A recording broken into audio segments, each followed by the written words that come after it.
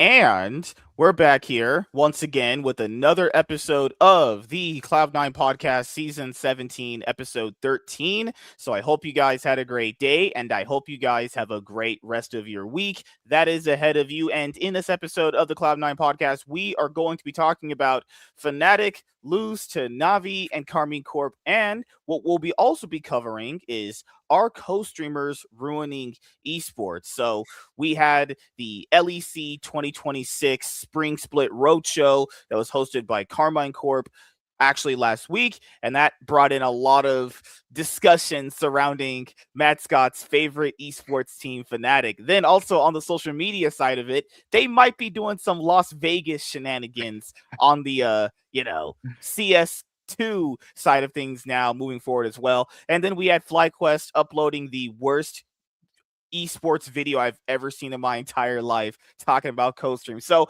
I do want to apologize to a lot of you guys. I know you guys liked the episode that we did when it was your origin story and how you started, getting into esports and League of Legends and liking Fnatic. And I know people haven't got a chance to see, myself and anyone else talk about League of Legends and, competitive LoL esports, you could say, or LEC or LCS, LPL, and LCK. Currently right now, guys, I am actually looking for another person to co-host and help me out with the League of Legends side of it, because most people that I have are kind of gone. So that's kind of what's happened currently, because the people that wanted to do it, they told me personally, hey man, I'm just not into watching competitive League of Legends anymore. Well, god damn it, fuck, So that's why you haven't actually seen me cover League of Legends that much, because, well, I kind of like doing this with somebody. I don't like doing it by myself. And I like watching games, but by myself, that's fun, but it's always fun talking with someone about the games and what you thought about the games and theorizing what teams could have did and all this other stuff, actually. And that's why you guys, saw me kind of not like pivot, because this podcast is both esports and sports. So like my favorite sports to watch are NBA and the NFL, so basketball and football. So that's why you guys have seen me, cover like the NBA more. And then when the NFL starts up again later this year, I'm going to try to have episodes where we cover that with someone. So yeah. So if you see kind of, less League of Legends episodes, I'm sorry. I'm not done watching. I'm never going to quit watching this stuff. I love watching this stuff. It's just so hard to find someone to cover this stuff, all the time. Like this week coming up, luckily, I'm actually going to be talking to Peter Dunn, the same Peter Dunn who was the, guy who was in esports, who was the coach for Team Heretics and Mad Lions and EG and all those people. So luckily this week you'll get a double dose of League of Legends. But moving forward, when you get League of Legends, just be happy you get it, because it's really hard to find people who like want to cover this stuff, man, because there are some people who like are so, how would I say it? So like, dude, like so PC, like they feel like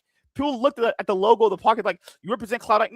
No, I don't. I've met Jack. I've been to the LCS studio before. I've met Jack. I've met a lot of the players throughout the years, but I'm pretty sure Jack, who knows who I am. I am nowhere near affiliated with Cloud9. We have no affiliation with each other at all. Just want to let people know that it's just the name of the show. And if they ever ask me, hey, could you change the show name? I would do that for them. It's not that bad of a deal. It's just like I literally needed a name for the show back in the day, and I didn't know what to call it because I had these other cringe names, and I was like, fuck it. Let's just call it the Cloud9 Podcast. And keep in mind, when Cloud9's on top and all my teams are on top, it feels good to have a name like that. But then, good Lord, Cloud9 irked me so hard with their League of Legends gameplay. It's terrible. It's terrible. But nothing can be bad as FlyQuest for what they did in that video. But we'll cover that later. So, Matt Scott, haven't got a chance to talk to you in a while, dude. How you been doing, man? It's been a minute, dude. What's going on, dude? Oh man, what is going on? That's the Dude, that's have the you ever real told you this? You sound like Striker. Really? Oh, please. Yeah, you sound like Striker. That's I wish it was someone else did. Not Striker did. Oh man, we could talk about this guy for quite some time. Do you know what's crazy? I was thinking about Fnatic before I woke up and we did this show, and I remember, I think 2025 leading into now is where it got really bad, because like even when Fnatic made the finals and were making worlds and everything, they still, like, some of those splits, they even got to the like a lot of them, they got to the finals, and a lot of them they actually still made it to like the internationals. It really feels like when they got that 2025 roster with Upset and Mickey in the bot lane, that's when you started seeing them like crashing out and like fourth place matches. Then you had the one in the spring split where they crashed out against another team in another fourth place match. Then they got Poby, they made worlds. But most of that year was just them not really doing anything. And then this year, the LEC versus, like, I know you hated them in that split. Like, I've never seen a team of like a fan base actively not want their team to make playoffs, because you'll remember for LEC versus, they didn't actually make playoffs themselves. It was only No. because GX and Karmine Corp threw against the Karmine Corp teams. That's the reason why Fnatic made playoffs. Actually, they didn't actually. If they actually had to play G2 for the final playoff spot, well, G2 would have won that, and they would have not made playoffs. And then, as you saw in the playoffs, they lost in the playoffs to, was it Vitality, and it was a Team Heretics, actually, I think. And then now we have them now at this point where, despite this weird LEC best of 3 schedule that they tried out last year in the summer split as well, Fnatic actually had a chance to make playoffs, and I think they still might have a chance, but it's not in their hands actually at this point. And I'll be honest here, it definitely could have made it. I mean, it was right there in a lot of those games, actually. And you're thinking, like, where's this Fnatic been? If this is the Fnatic that people say is in scrims, this would be an actual pretty good team. This is not a bad team at all. So do you think it's stage nerves that really affected them? Or do you think it's just they're just choking like usual? That's the thing, right? Is that what has been said by the players is that they're still nerves, but you're looking at the roster and you're saying, where are these nerves coming from? You have 2 veterans who've been on many stages and not just regional. They've been international many times. Actually, you even have 3 because Vladdy on his first full season, he went to that first stand tournament. So a majority of the players shouldn't be in that situation. Then you have the rest where they've been at least at EMEA Masters, so they've they've been to those in those situations, and so I don't understand really where the nerves is coming. But I'll join you on the fact that it's, if I'm having to talk about the road show in particular, it was a weird experience for both things. First, for the gameplay, where the first 2 games, I'm just like, why? Why are we playing the way we are, in a way where it's just boring? It's legit boring. It felt like watching Rogue back in the day, where they just do absolutely nothing, and I'm looking at a dead team. I was like, that can't be the way we're playing. Where, oh, you know what, guys, just play scaling. So we do nothing. We just get your farm, and then wherever we have pressure on the map, we go there and we try to get the neutral objectives. If not, it's fine. We just give away everything, and we'll figure it out once Upset gets his 6 items, and we eventually just have to hands diff them at one of the major neutral objectives. And that was the Shifters game, and that was mostly the Navi game, because the Shifters game, one of the comps was really a no fight comp. It was just, you actually just have to scale. There's not really a skirmish comp, so you just have to get your items, and then you win by default just by being stronger. And it's like, okay, at least we weren't going full Hail Mary. The moment we were failing, we were just a little bit behind, as we usually do. Then the Navi game, and I thought I was going to legit die from boredom. So that's like, there's no way that's our new identity, dude. That cannot be. That cannot be. Even with Razork on the team, who, like, he has to go in no matter what. He sees someone, oh my god, you dare be on the map? I must engage you. It's it's built in his DNA, and even he was going against it. So I'm not really sure what was going on. And then the KC game happened, and you look at the first game, you're like, is this like the scenario against G2 where, oh, well, it's a big team, so we're probably going to lose, so there's no stress about it, which is what Vladdy said, by the way, that's why I'm so confused about the no stress fact, because they said to themselves, well, we know G2 is stronger, so just go and play your game. It's like, why can we not do this for every single team? It's like, no stress. We just play our game, because we still have to understand how we play our comps in a general manner, and then just do our stuff, because the game against G2, it wasn't a fluke. Sure, like, G2 didn't play as well as they did, but we put them in situations that made it that they didn't play as well as they did. It didn't just stumble in being shit, It's like, no, we've done the right things. We played well. Our team fights were really decent. Like, I don't get it. I don't Also, get this it isn't why even it a was. strong G2. Like the G2 that's usually in the regular seasons, this specific one hasn't even been that good. This is Yeah, one where you could easily get away it's with, building slowly as it has been since the beginning of the season, which is just what G2 does. It's like, we know we're just gonna do it bit by bit. So and then eventually we'll win because that's Caps just engages playoffs mode, and what are you gonna do about it? It's win by default. But that's for me. It was just like it doesn't matter because G2 in any case always ends up playing well against us because we always have the need to just jump into them when we don't need to, which is what happened against the game yesterday, the qualifier game, where we played decent, we were proactive. It's like that is really nice to see. Even I really hate what this team is doing right now. We're not just slowly losing, we're actually trying to be proactive on the map. And then, oh, you know what? It's engage time. Why is it engage time? There's no objectives on the map. There, you're losing pressure because your macro is absolutely dog. Why are we going in? Oh, wait, now you've lost, and now there's actually an objective coming up where we don't have map pressure, and we've completely fucked it up. Yeah, that's cool. That's cool. That's cool.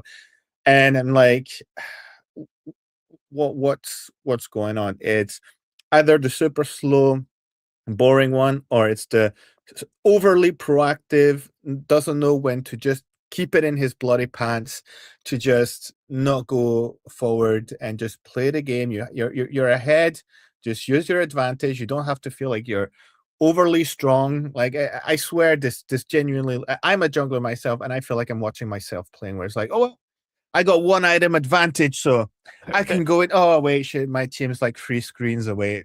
it's Yeah, like it's that. fine in solo queue because I tunnel vision. That's absolutely fine. It's not fine for Razor who's been there Yeah, for like years and years, and even more in Fnatic. So it's super confusing. The final game, I was like, I'm at a point right now where it's like, just lose in peace. Do not give me false hope. Where it's like, oh wait,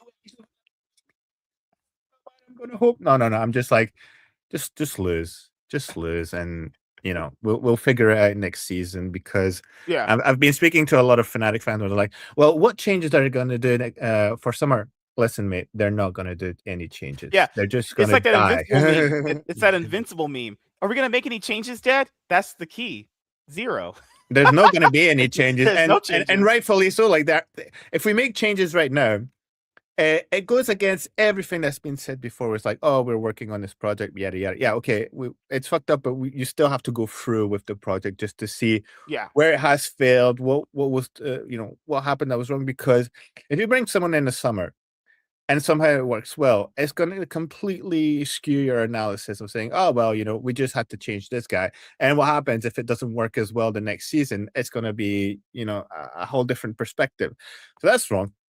The other one is saying it's been very clear and communicated by Fnatic that, obviously there's been financial issues, therefore they have been, well, not necessarily financial issue, more like they're not where they are, where they want to be for an organization that's over 20 years old, which is completely understandable. And they're having to make sacrifices that maybe younger organizations that are getting all that VC money don't have to, like we did in the past. And that's when yeah, we dominated in different titles. um but the thing is, if you go for summer, and especially you want to go for ERL teams, well, ERL teams are going to be very happy to ask you for a nice, juicy little check if you want to get rid of one of their players when the season's not over. And that's what happened in the previous time, when we had to go get Noah, for instance. Like he wasn't expensive, but he wasn't cheap either. So it's fair to say, listen, we're gonna see through the last contracts because it's like 1 year, 2 year contracts here and there. And then because they're probably not gonna make worlds, we'll be first on the market, contrary to other moments where we were at worlds, and we were on the other side of the planet. So we'll be first on the market, we'll be first having those conversations, and we'll be first getting our hands on interesting prospects. And there are some very interesting ones, again, mostly in the French league, but that's been the most dominant one for some time, so nothing surprising here. But it's like we actually have that opportunity. It's you who's a big basketball fan, it's like, you sandbag the season to get the first pick. So it's like, we have to be in that Why you gotta same throw sphere. strays at the Utah Jazz, man? Why are you throwing strays at these guys? God damn it, man. The Wizards is taking strays right in the strategy. No, but like I think people have to understand. If any of the Fnatic fans think that they're gonna make changes for summer split, guys, Grabs has stated multiple times, even if you don't agree with the way he's coaching the team, he stated multiple times he has had to fight tooth and nail just to get a single new person for the Fnatic to hire to help him. Like, didn't they Exactly. just randomly hire? I forgot that one white guy they hired recently. He was the Well, guy. they had Before Odoamne, which I yeah, it was in one my that they hired. very Yeah, first episode of the season, I said we have to go for this guy. Like literally, I'm a big believer in former players becoming coach, and we've had the example with Nuke Duck and Mithy and even Soaz, with NRG. Like he was great. Like he helped them get a title and everything. So I'm like, it's given its proof. So why don't we just like go for it and do what we have to do? And I was like, and then you happen to see that, oh yeah, actually Odoamne was in the pipeline, but the money and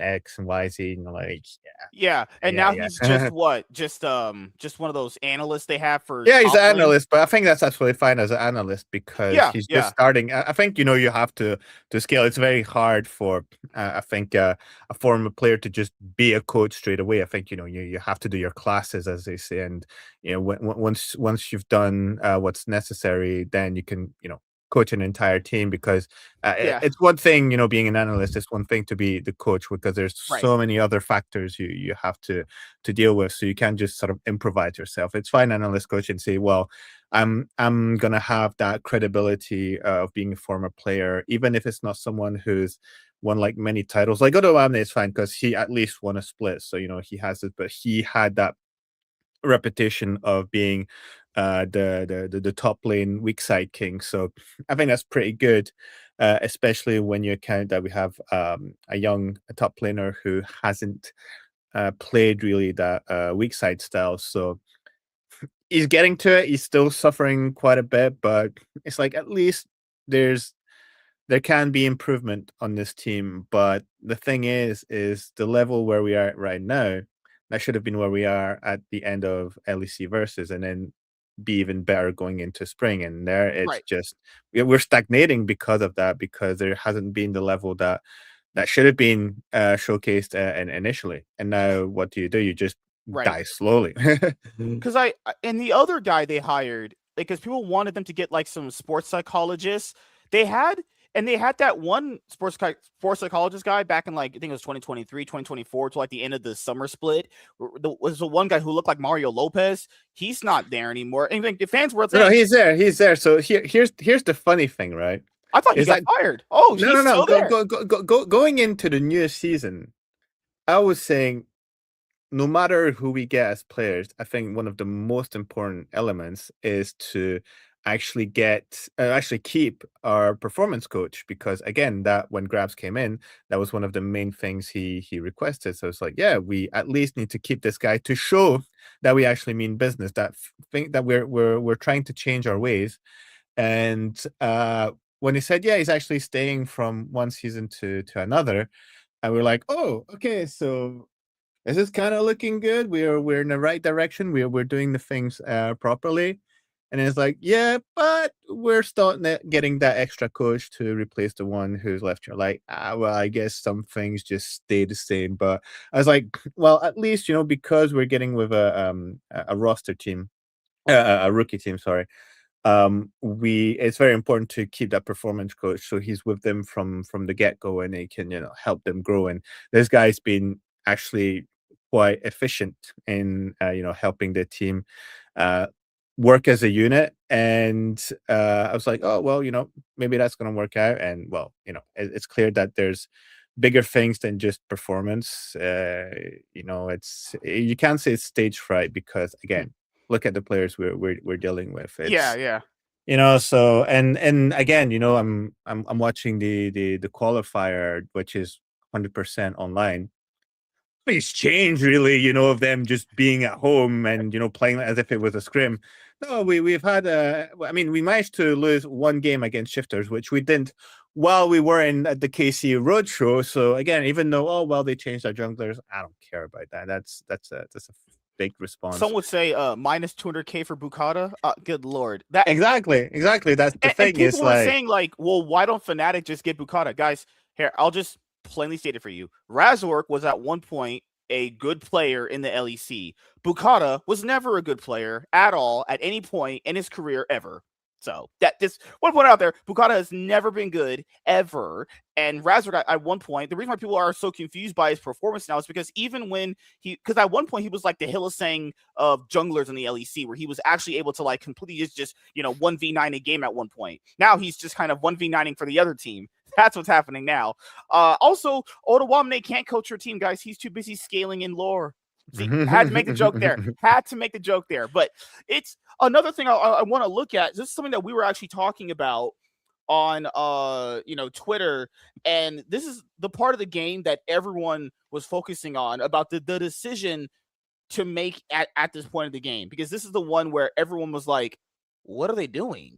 Because this is one of those games where it's like, why are you panicking to make a decision that you made the better decision in advance? You get to reap the benefits of the reward, and you were doing this thing to get yourself into this spot, and then you just kind of throw the moment away. And it wasn't even like, because the Navi series, it wasn't like Navi was playing super well. Like, Navi's been in like an all right top team. Like, they're not like a team that's been breaking down the ceiling, shattering all expectations. They've been pretty solid for what it is, but it didn't look like Fnatic couldn't beat them, especially in this moment right here that I'll bring up in this moment. So another big thing here that I've noticed with a lot of Fnatic drafting is that a lot of it comes down to a lot of just basically a lot of engage all-in drafts that I've noticed from them, but there's no real, how would I say this for people?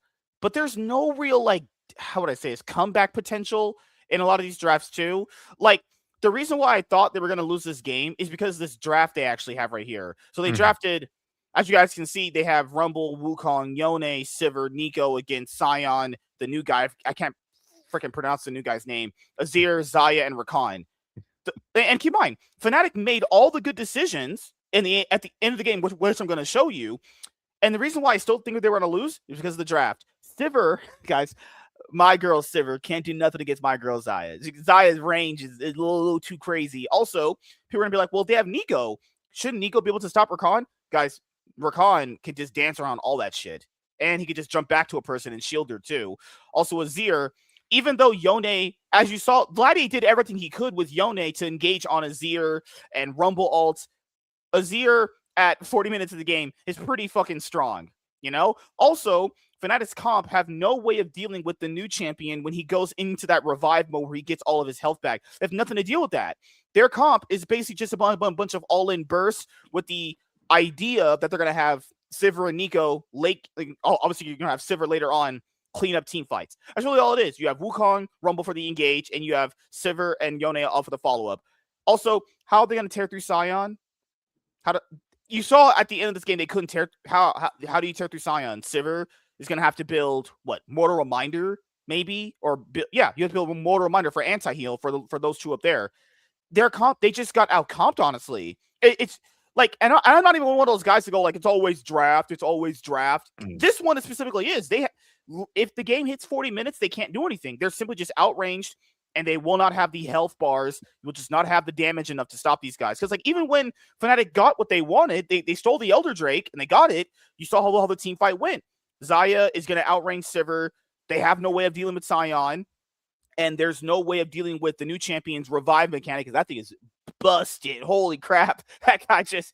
If you guys don't remember who the old Aatrox was, the new champion essentially has Aatrox's old ultimate, where he just kind of revived himself to full health and you're just immune. So it was at this point, I think we were talking about it on Twitter, actually. So this is the moment you said they should have did what you said, which is kind of like, okay, they should do what I say, obviously, but that's how it works around here. All right. So I think that this was the moment of the game where they got the pick onto, it was on the, what was his name? Yeah, they got to pick onto Poby. They actually killed Poby because Imperios actually had like his best game. He actually evaded the dive early on in the game.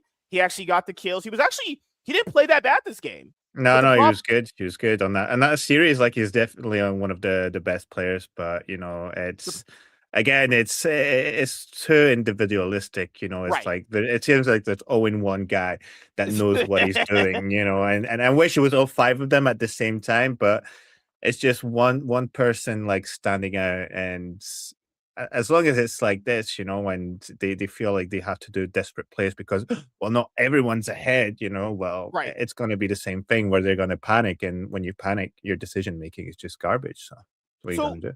A lot of people were contemplating how bad Grabs has coached this team, or is their decision making in the game at pivotal moments the question. Because as you guys see, Fnatic was soul stacking, so they clearly wanted to get the soul, obviously.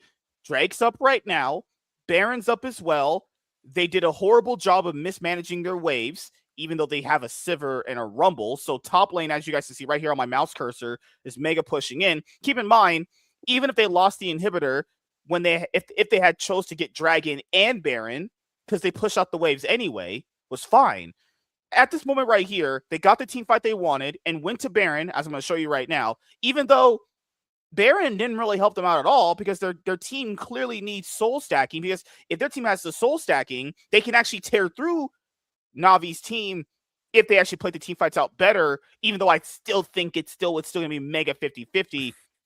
But right here, everyone kept saying, well, what should they do? Well, if the goal is to soul stack, you just soul stack first, because Baron is going to be pretty negligible for their team because their team already has really good wave clear anyway. Guys, Sivir, Nico, and Rumble are pretty good wave clearing champions. They don't actually need to sacrifice soul for Baron. I just don't get the decision. If your decision is to, okay, our only win con is late game with upset on Sivir, that's cool. Why the fuck we need Baron then? If we're already gonna Drake stack, I just don't really get why. And then what's worse is that Navi, as you guys can see, they now have 3 Infernal Drakes too. Fnatic would have had 3 Infernal Drakes plus Elder when they stole it, so that might have also flipped the turn on the game. And the problem with what we have right here is this the moment that they lost the game when they chose to trade Baron for Soul? Probably. Yeah, and the thing is, Imperios made this is the worst play he did the whole game. He got caught out. You don't do that. That's just I mean, split pushing that far in the fog of war that late into the game. All right, I guess we're just burger flipping around here. That's why they have the emoji for the Fnatic at McDonald's. Spatula, yeah. So then they actually get the soul. They get the Elder Drake. But this is the problem that I said earlier. Their draft is terrible. They have no range. See? All Xayah and Azir has to do is just stay away from them. And then just. And by the way, there's 3 GAs on our team while we have Elder.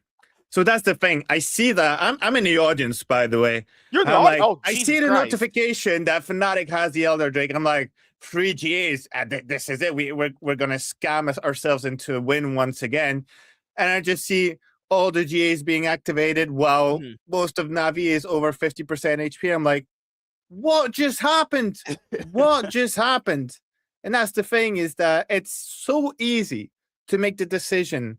And I'll repeat what I said on Twitter, where you go to the Infernal Drake, because again, and even then, I was going to say it's because their jungler is alive. Even if their jungler were alive, they could have done the Drake while we're doing a Baron easily.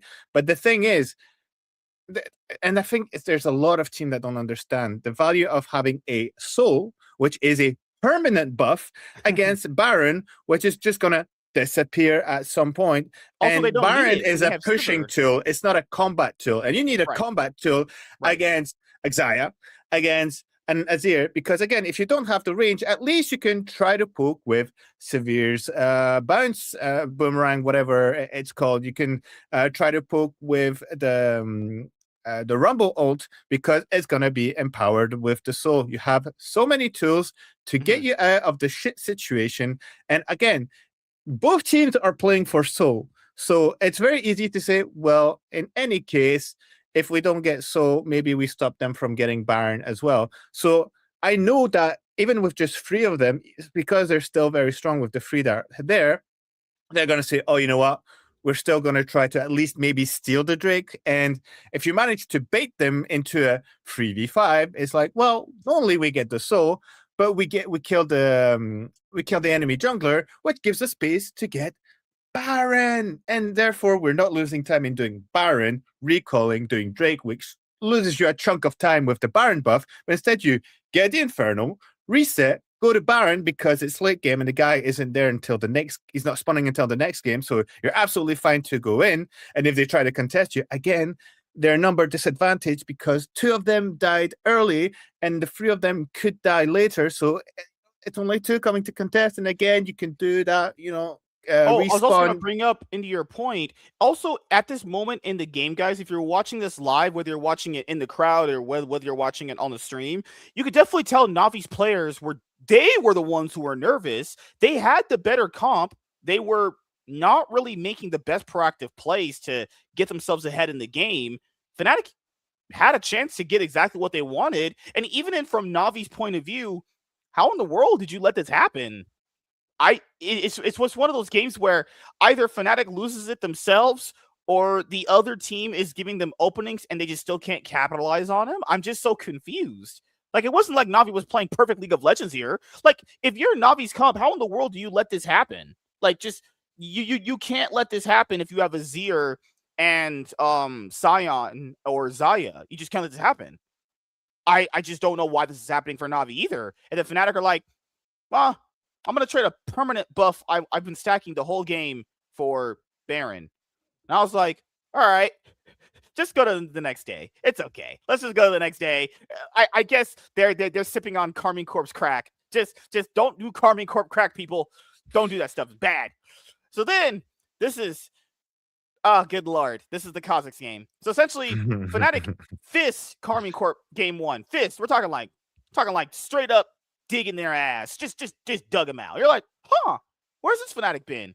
And then the second game, like I said before, the give me hope thing. Wait a minute, this is too good to be true. Wait a minute, they're winning this one too. And you're like, this should have just been a quick 2-0. Like, guys, I want you to understand, Kazakhs, the reason why people don't pick this champion is because he has no CC, there's no range. Obviously, he's essentially why people don't pick assassins anymore. It's too coin flippy to pick these kind of champions. You'd rather have something safe with some utility, some instant CC, anything like that, right? Kazakhs has none of that, and Yike wasn't playing good. He only played good with the Baron steal. That's it. That's it. They were getting blasted this entire game. And what also happened with Fnatic that you guys saw from the Navi game, Azir. I don't understand why they keep giving teams Azir and then not finishing the games by like 20, 30 minutes, though. And keep in mind, you can give up Azir. You can give up these other champions. If you want to play early game comps, you can. But knowing this, if you play an early game comp, you have to close these games out because they're just too strong later in the game with their items, and they will actually just essentially 1v9, 2v8 your team. Karmine Corp's team right here, Azir and Corki, 40 minutes in, they have too much range. They're just going to completely poke you out. What is Fnatic's bot lane? Lucian and Milo? Keep in mind, Upset played very well this game. This is not his fault. No, this specific game, it's no one's fault but Razorg. I have no idea just how this happened. I'm still flabbergasted this was even a loss because they got what they wanted. They got the early game pressure. You got the first win. Everything is perfect. How do you fuck this up? Lucian, early on, when he's very strong with kills and everything, is really strong. Keep in mind. He's going to blast it. You see? This is perfect. This is exactly what you want. I don't know how you lose this. That doesn't make sense.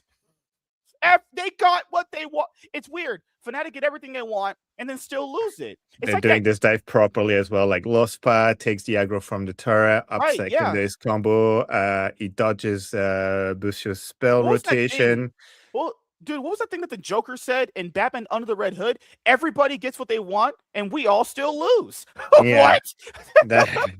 I don't even know. I mean, that sums it up perfectly. It's just, again, and I was watching a game, it's like, it's too good to be true, dude. It's too good to be true Wait a because minute. it's like it sucks that we are ahead. Sometimes I'm like, I wish we weren't ahead because we're going to go absolutely mental and Yeah. just decide to throw. And that has been like Razok was really pissing me off. Is that when there's games where he's absolutely insane early and he gets all the kills, and suddenly it's like, you know what? Because I get all the kills, it's my privilege to give a shutdown to one of their carries and on the other side of the team. And it's like, dude, you're ahead. Literally, all you have to do is show yourself and go, boo. And you're going to be, oh shit, there's a jungler who has a lot of gold. Maybe I don't want to be, too busy with him and not go against him. You don't have to say, oh yeah, you're looking at me weird. I'm going to fight you. It's like, no, it's fine. You're literally ahead. And being ahead on Nocturne as well is quite a good situation because Mhm. you get to be on a place where it's a champion that is very strong early game and is used to get those advantages. But when it comes to late game, he's just a light that gets switched off. That's all he does, and then he builds items to be a bit more tanky so he can front line and Mhm. just create some bullshit into the back line where people panic and force flashes and things like this. That's all he has to do. He gives space for his carries, and especially since you have a Scion in the top lane, you're allowing him to rush into the enemy team, and they're like, shit, where is he going to come from? I'm Right. hearing all these noises. I'm hearing the paranoia. I'm hearing Scion Yeah. rushing me. Like, help, help. And then you have a Kali who literally can disappear, who can be a ninja, who can literally be a ninja in the darkness with both her shroud and Nocturne. Is like, we have all the components to make it a horror movie, and you're Yeah. like, you know what? I'm just gonna die first and then give some shutdowns and make the game absolutely disgusting to play. Because Kha'Zix, even though he doesn't have a CC, when he gets his evolve and he can just disappear and one shot your character, you're like, what the fuck just He's happened? I pretty was strong. isolated Yeah. for a split Yeah. second. Oh Mhm. no, I'm on gray screen. Right. And also, even before the Baron steal, like you just pointed out here, there shouldn't be a moment in this game at it's almost 20 minutes. It's about 18 minutes in the game. How I don't get it. You were winning the early game and now your carries are the ones getting shut down. That's also weird too. Like also you pointed out the very last time we talked to each other, Imperios is really not that good of a tank player. You saw like the way that he played Rumble and the way that he plays Scion. Yeah, there's a big Yeah, because difference it's you got not to in work his on. identity. It's like I'm saying he's in like the weak side Right. tempo, but he's still a student. Like it's very early days, but that's the thing is that I personally believe it's another situation where like, well, we don't really know how to play, so what we're gonna do again when we just default is we're gonna try to give some resources to our ADC, give him Mhm. frontline so he can express himself and call it a day. And you know, it's just like his laning phase is just terrible. Like he's been in some shit situations and some really bad matchups. I'll give him that, but there's a way to lose gracefully and there's a way to get completely demolished, and he's getting completely demolished where it's 2k 3k gold disadvantage just from lane without necessarily getting ganked, just by Right. the team his lane opponent just out farming him and putting the pressure. And it really pisses me off because when Imperials was announced, I saw this guy as a guy who's going to scale, who's showing Right. great things. He's a guy who had improved already from his previous years in the academy division, we'll call it that.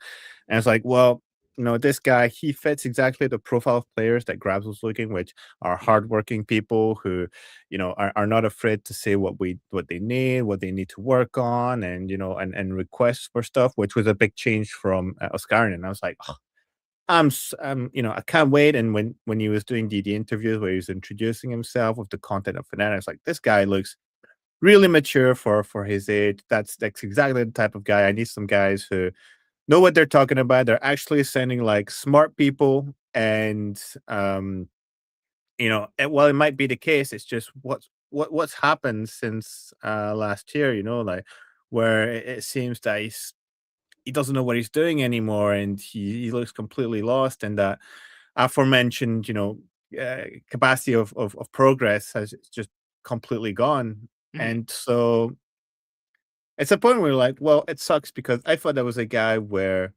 we could really rely on for our, upcoming seasons. And it's like, well, we might actually just have to get rid of him already if he's not able. Or You is know it what's another bad? factor, that's making Yeah. him not progress? You know what's bad? When people were asking for Oscar Renan to come back, I was like, please, no. Yeah, I saw God, that. I was like, yeah, you need to shut yeah, the fuck up because you were the yeah, all first one about to ask that. him to leave, So I don't think you If need someone to. gonna suggest, hey, they should get back Oscar, just turn around, go inside that room, turn off all the lights, sit down, and think about what you just said to me, please. Oscar Renan, who had one good series in his entire life. No, I like Imperials might not be that much better, but he still has that novelty that he's still new to the team. Oscar Renan guys showed us for years that he's just not that good. It's just that's kind of the Worse best way than of that, describing like that. it's okay to not be good, but it's another one where you're not making the effort. That's why I was saying, I Right, was right. really happy to have Imperials because like this guy, he's a hard worker, like Mhm. there might be some growing pains, it might be complicated to get him started, and that's fine. That's a rookie. Like there would be a reason, like we did for Oscar when Oscar joined the team. Like it was a really shit state in spring of 2023, Right. and he had that terrible split. And then when it went into summer, it's like, oh, he might actually be one of the best top laners. And then of course he decided to break his hand before going into playoffs. So the Fnatic curse. It's on top of that. Is on top of having very complicated rosters. Like Destiny is not working for us either. So what are you gonna do? But in any case, I was like, okay, this guy's a change. He feels like a breath of fresh air. So I'm very happy to have them here, and I'm absolutely fine to let him grow. We're not looking to win the LEC versus. But my main thing was like, at least what I want to see is some progress. It's fine to suck at the Yeah. beginning, but as long as we're looking like we're improving, and that's what it looked like between week 1 and week 2. And then week 2, it was just like, from week 2, it was just garbage. Like it was just terrible. We didn't look like a team that was improving anymore from the start, and that was it. It's just what just happened? I don't get it, and we never really got an answer for that. So the frustration is double here, where you're like, well, it felt like we were going in the right direction. Now it's not the case. And now in spring, you're like, well, we're adding Auto Omni. How much is that going to change? Again, it's going to be a slow process. But it's like it's a roller coaster. It's like, oh yeah, we're looking kind of decent. Oh no, now we're playing the slowest, most boring games where people might actually die of boredom. And then we're looking, we have some potential. Oh look, we're throwing the game for no reason. We look dumb as fuck. Like it's like my solo queue game. It's like, yeah, we're ahead. Now it's time to throw. Why? Well, we saw the enemy and we were like, oh, surely we're stronger. And we forgot that there's actually other enemies in their surroundings, and like, oh, what the hell are they doing there? Well, you Right. didn't have any vision, you didn't have any information. Why even like posting up in the first place? And it's like it's fine for me to do it because like I haven't played a lot of League of Legends this season, and I'm like in gold right now, so I don't mind I'm being shit. I'm I an don't. It's ARAM not for the lifer at this Ravens. point. It's like it pisses me off. I'm like, well, I might actually be a pro player because I'm seeing pro players playing the same way that I do. So where's my contract, Fnatic? I'm able to do just as well. So I want to get all these sponsors and to travel and get all these cool stuff. Matt Where's Scott, mine? sponsored by Pornhub. There you go. Exactly. So this is the point of the Might game. as well, with the unethical sponsors, might as well go full out. It's like, yeah. Sponsored by Fnatic, sponsored by Fansly. Woo! That hey, that rolls off I the mean, we're tongue very getting well. fucked anyway, so might as well get paid for it. It's like, No. This is the point of the game that everyone was like, "How did this happen?" See, this is another problem. I just don't understand how Kazakhs with no CC, absolutely nothing, can even be at this point of the game where this is even possible. Like, can they not play a basic like peel off the Baron, take care of the Kazakhs first, then just do the Baron? It just has to be just starting the entire thing and just rushing to finish it. So as you guys see, they're starting the Baron over here. Imperios is zoning them. I forgot. Yes, Kana TP'd in, and then Yike for some reason leaped over and stole it. I'm still Yeah, utterly it's shocked that even happened. it's the situation. It's the Star Wars where it's like somehow Yike stole the Baron. It's like it's like So yeah, I you did just don't get everything, it. but you were too early, and you still gave him time even after the ultimate, so he could have access. And you're like, Oh God! And this is why you can tell Imperios is not good at playing tanks. If you're right, he's zoning them. He should be, in my opinion, he should be like right here. If 'cause there's only one place he can go, is he can only go straight to steal yeah, it because Kazus has no CC. And if he's too busy zoning away the other people that can't steal it, and then mhm. oh God, and then that's what's craziest, guys. You know what's crazy? This didn't even cause him to lose the game. Everyone thinks because that happened. No, that's not what caused him to lose the game. Actually, what caused him to lose the game was for some reason Vladdy was like, I must prove to Karmine Corp why they kicked me. For some reason, Vladdy's like, you know what? I might actually still play for these guys, but I'm on the other enemy team. So that didn't actually cause them to lose the game. What actually caused them to lose the game was that they actually got the miracle team fight. We talked about the miracle team fight from Navi. They had this happen again too. They got the team fight they wanted late game, and they actually killed their carries. They're like, wait a minute, they killed the Corki, yeah, and they killed Navi. So they killed the late game poke of Corki, and they killed the sustain crowd control of Navi. Perfect. That's awesome. Now you just win the game. There you go. Run it down, win the game. Just basic front to back. Poke them out. You don't even have to do anything. All you have to do in this situation is poke. That's it. You have a Lucian. They have a Lucian who can poke, and then if you need to go all in, you can. That's it. Do nothing else. It's fine. It's 3v5. As you guys see right here, 30-second death timers. Even if they couldn't win the game, fair enough. You can still take the turret down, get map control. It's fine. Why are you rushing this? There's no reason to rush this. Just look at what Vladdy just did there. There's no reason to do that. Absolutely no reason to do that. None. No reason to do this. Poke. Oh my God. I can't. You literally have a Lucian ultimate, and you're gonna have Sion, whose ult is about to come back, and you have the Nocturne ult available, and you're playing a 5v3. Like you can just slowly play and then wait until everyone gets their R button ready, and then press it all together, and then you can destroy them. Like it's 4-item Lucian. Exactly. That's what I'm saying. It's a 4-item Lucian. A 4-item Lucian is gonna pop you like a disgusting, so it's fine. It's fine. But I don't know. We just lose our minds. I don't know if it's the stage, but even then again, I don't believe that stage bullshit. I just don't understand it. There is no I know people would blame Grab. Guys, there's nothing any coach can do to solve how stupid this is. Just remember what I just said there. They won the team fight. They blew their GAs and summoner spells on the late game Corki and the Nami. Good. These are good things. So it's not like they just rolled over and just lost, even in the other Navi game I just showed you. So it's not like they just rolled over and died. They actually made the right decision, made the right correct way to get back in the game. And for some reason, they thought they were the 3v5 team doing that. There's just no reason for him to do this at all. Actually, why is your Akali not split pushing? Keep in mind, they can be right here. He can split push over here or over here. That's it. You can. I literally. That's probably the worst thing you can do. And then Razork is like, I'll just. This is for the love of the game. I'm just going in for the. Oh, he's like, I have to die. It's time for me to die, dude. It's die o'clock. Why? Oh, will you look at the time, dude?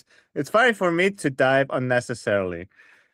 It's like I don't get it. And it's like if you look at the wave state, look at the side lanes, dude. We're being shoved in, and that happened multiple times this weekend. Right. Where it's like, well, I guess side lanes don't exist, or we don't have to balance the side lanes. What's the TP in 2026? Surely they're not going to press it. Oh wait, they're pressing buttons. They're allowed to do that. Don't press buttons. Don't use macro. Don't pressure the map. We're only learning how to play our champions. So one thing at a time. I just don't get it. It's so dumb. It's so dumb. I don't understand. And keep in mind, that was another problem they had all this weekend too. I noticed from their games. Why is their wave state so bad? Like every game, there's no macro. There's no macro. Yeah. And one thing I've seen is that because they have to compensate for some of the lanes that absolutely suck, They all go as a team. They're like, oh, so if you can try to bait him, and then if he jumps on you, well, we can. Yeah, you've just abandoned an entire lane. They're not biting because it's so obvious what you're doing, and therefore they're getting free push. And now all the synchronization of your lanes are fucked. On top of that, you've given them a full core of your map available for them to put wards on, and now you're going to get caught. Now they know where Mhm. you are, and they're going to take your jungle. Oh, look, Razork is 50 CS behind, even though he was ahead in the game, and you're playing Nocturne, who has one of the best clears of the game, and you're just supposed to be invading, taking over, and just be an absolute monster, even in the mid to late, where you take third item GA, where it's like, it's fine if I go in. I'm not expecting to kill anyone. I'm just here to scare the fuck out of everyone when I go in Mhm. because I've got my boys behind me. So that's all I do. I press R. I see how they react because that's the thing. Obviously, pro players are going to be like, okay, where's that Nocturne going? Everyone get together. So you press R, you see how they react, and then you can even like at the last second of your R sequence, press it again to say, all right, now we're going in. They won't expect it. But it's like, I have to press R, I'm going down. Like, there's no surprise, Mhm. there's no intelligence behind it. If I press R, that means I'm going in. So now they know the pattern. They're like, oh well, if he presses R, that means he's going in, unless he's doing the objective. He's just trying to switch off the lights. It's fine. We'll get the objectives anyways, because it's really easy to smite Mhm. the Razork. So no stress here. And then you're behind, even though you're ahead. And that's the thing is, they can't do it when they're ahead. They have some moments when they're behind, but it's still not enough. Right. So there's no moment in the game, or there's no game situation. Like right now, they're playing one of the LFL teams, the best LFL team. They lost the first game, Mhm. even though Razor gets a 1v1 kill against the enemy jungler, who's like one of the best rookie prospects coming in. So Yeah. you're like, what just happened? Razork is showing these kids how it's done. And then they decided it was time to throw. And they do shit engages. They get all the space to fight. Boom, that's done. And now they're going into the second game. And I'm expecting us to get swept 0-2. And I'm like, I don't even care. And I'm seeing the people comment under my tweets, and they're like, just fucking send us out of the qualification. Just end the season. They don't want to see it anymore. And that's one of the biggest problems with Fnatic is that not only are they losing, they're not looking good, but they've not managed to create on top of that with their content stuff to make us enjoy the team. Like they've Mhm. completely cut off everything that has to do with like vlogs and voice com. Like they do one vlog maybe once, every blue moon. Yeah, That's that's what it. I noticed too. I noticed that in their content. So like, do you remember when they put out that last Legends and butt fucking series they used to do? There's Mm-hmm. this that and then That at was the a end of that, regular one. That was a weekly one, yeah. or at And least then the bi-weekly. yeah. And then the last one that they did where they lost to they lost to MCoy. It was when they still had Oscar Renan. They were like, okay, here's part 2 of the world's 2025 experience. Gives crazy guys. We never got that. You know what's crazy? I don't even. It must have been. Come on, they usually always put out like breaking point level ish Legends and Actions episodes. That must have been so bad. They're like, you know what? This might. What's crazy is Sam thinking getting into gambling. It's not going to damage his reputation as much as like releasing that video because they went straight to that's 2026, new roster, a new year, new me. It's like, didn't you just promise you're going to drop what happened at Worlds? Nah, just nothing to see here. Just move along. It's like that must have been pretty bad. And And it's just gotten worse. It's just gotten worse, as in we have yeah, nothing to eat. It's a situation where you're like, well, it's not the first time that we've had complicated rosters, but at least do something so that we want to support them. And I'll give you another little insight. As I was at the KC roadshow, on mm-hmm, the second day of the roadshow, the day we were facing Navi. They're like, oh, by the way, at this time, in front of the arena, we will do a little meet and greet. yeah, And I was like, oh, cool. So, at least they're doing that for the few people who came, because, that's fine. Yeah, because it's actually really hard to get there. Like you have to take one of the trains, and it's like you have to take a specific one that goes on the right road so that you're actually going somewhere. So obviously not everyone could get there, and it was hard for us to sort of organize ahead of time because these routes are always easy to manage. But nonetheless, they were like, okay, we're at least gonna sort of do something for the people who came.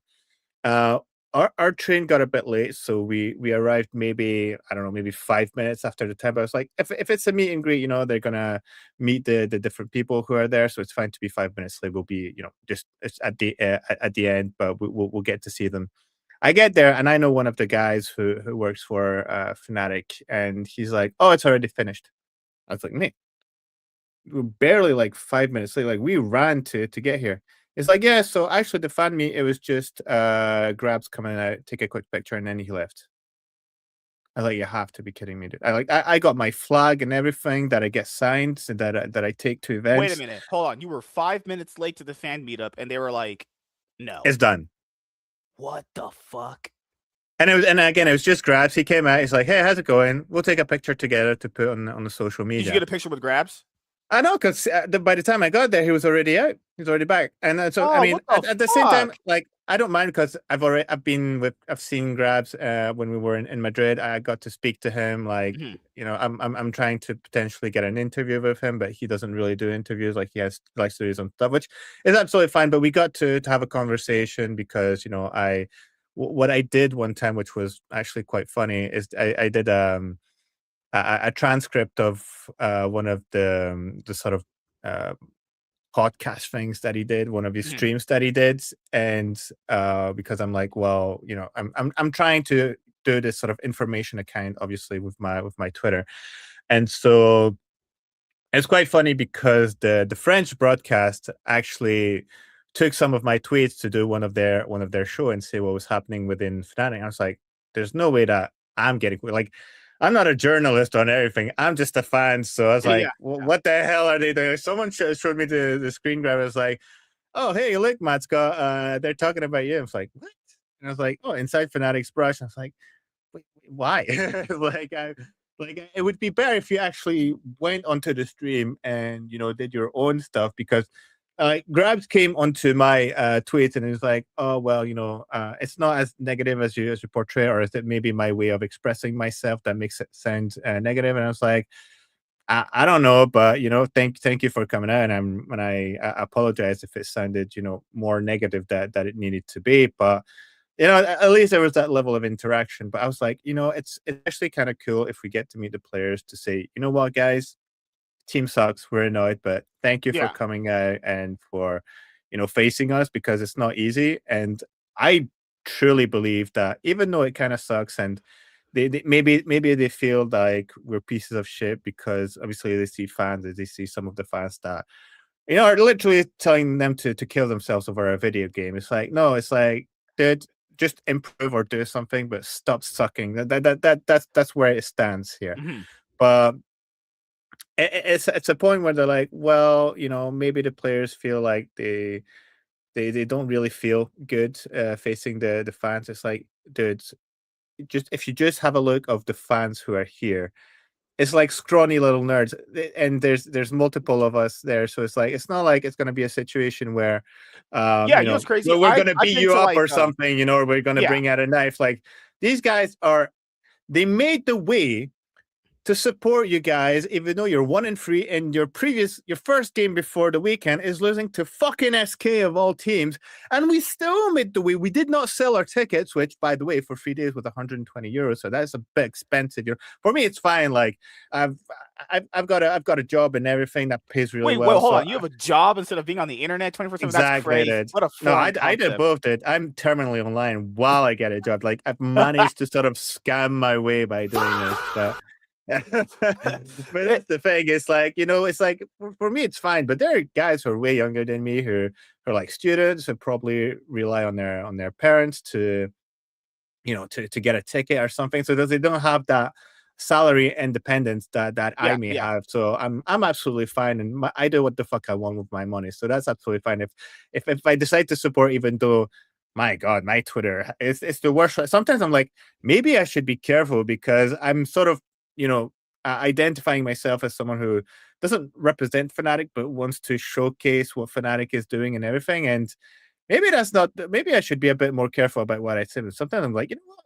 I'm a human being at the end of the day, so it is what Also, it yeah. is. Yeah, that's the same thing that people had told me too. It's like, hey man, if you have Cloud9, come on guys, I have these things in my thing because they're just names. And it literally, no one would even associate what I say on Twitter with Cloud9. It makes no. And keep in mind, I always say too. They want me to change the name. I would be more than happy to do that. Mhm. Not a problem with me. But keep in mind, it's one of these things where as long as they don't acknowledge you or distance themselves from you, you wouldn't be affiliated anyway. Oh, also, another thing to bring up, as you said, when they're talking about like these death threats and all these things that come from like these crazy online fans, I've been to these events IRL, at least at the LCS studio, and that doesn't happen there. I mean, and keep on, there is security, so it's not like they're just out there willy nilly, right? And it's one of those things where, you know, at least if your team loses, like even when Cloud9 would lose at the LCS studio sometimes, and the week that I would go there and I have to travel out to LA and it's 2 hours away and you got to get a day off from work, which costs me money, but it's fine because I know I'm going to get a good experience at being the LCS anyway.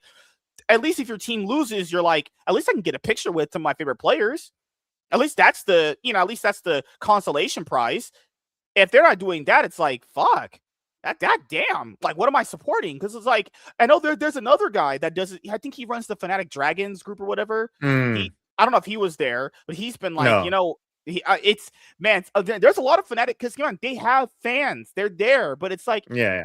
like you said it yourself, it feels like you're just getting constantly just really disrespect at an event. You paid money to go and see them. Come on, guys, it's a road show. These things to travel out from where you live to another place costs money for a lot of people. No anyone want to meet people? Really? At least what I wanted would have been an explanation. If they say, well, we're doing it for sanitary reasons because, when you meet fans, obviously it's in the middle of the Makes season. sense. So, it's like, because they've done this before where, I mean, it's been some time since we've won a trophy, and they've still done the meets and greets, and I've got to speak with the players and everything. I've got really cool pictures. Like I go to so many of them that the last one we did in Madrid, Razok saw me. It's like, oh, I know you, I recognize you. I was like, oh shit, that's kind of cool, because I've been very vocal online and everything, and I'm trying to do a lot for the community, and I'm not looking for anything in exchange. It's just when we do these events, when there's like money involved in everything. At least, if not just for me, at least for the other people who maybe, for some of them, it was their first time going to an event. And that's even bigger. For me, if there's a Fnatic fan who's going to this event, even though the situation is completely garbage right now, and, we're not having the results and we're not doing the content for fans to actually enjoy our players, at least they'll listen, we're going to, even if it's for a couple of minutes, saying, we're going to bring out the players, at least so you can say hi, so you can support them, even if you don't get pictures with them, but at least to acknowledge, and not just say, well, Grabs, he's just going to be the guy who's going to do that job for them. And it's like, yeah, okay, Grabs has that old mindset. It's like, oh, I'm going to sacrifice myself. I'm going to do this and show that. Yeah, okay, cool. That's really nice, and we appreciate it. But come on, let's not do more than we really need to here. It's we're just gonna show whoever we want to show. It's like, no, that's not really it. That you really have to go a step further, because, well, we're there, the situation isn't great, we've presented the players even though we haven't won finals, and people are still there, they were getting stuff signed, they're saying good luck for next season. And I feel that's something that Fnatic doesn't understand, is that because there's this whole online personality that fans give themselves, they're like, fuck you, Fnatic, everything. That these are the same people when they come to the live events. And if you go to a few live events, you realize very quickly that there's definitely these different kinds of personalities, because even the KC fans, who I'm not necessarily always fond of, especially the way they behave, and the fact that some of them think that they've invented esports and that before them nothing happened. We can spend all day talking about them. Those people are insane. When you go to meet them during the events, obviously they're very passionate, but it's right. They're actually fine, like they're nerds just like you and me. Like there's nothing bad about them. But this is the thing that I wanted to bring up too, right before that point. Also in this game, they kind of picked Vayne top against Mbessa, and as you guys saw in this game, Imperios not really good at playing carry top laners. Also, what is Fnatic's obsession with Jhin and picking Jhin in the most absolute worst scenarios?